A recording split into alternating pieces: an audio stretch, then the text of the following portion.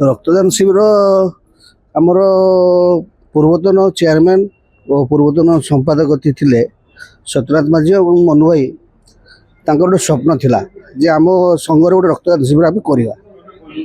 तो सेटा तो बंचिता बेले हो पारानी एबे आम आगे करने आज तार रक्तदान शिविर आज करुचु देखा जाऊ केते बाटे जाउची कौन होची आम प्रति लोकंर नजर लोकंर धारणा आम प्रति कौन आसुची सेतिपाई आम टिके करिचु रक्तदान शिविर प्लस पिलांकर भी किसी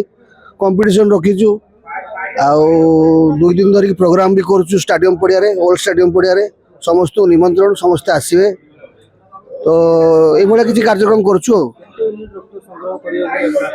भाभी तो आम 100 पारेबू देखा जाऊ केते होउची।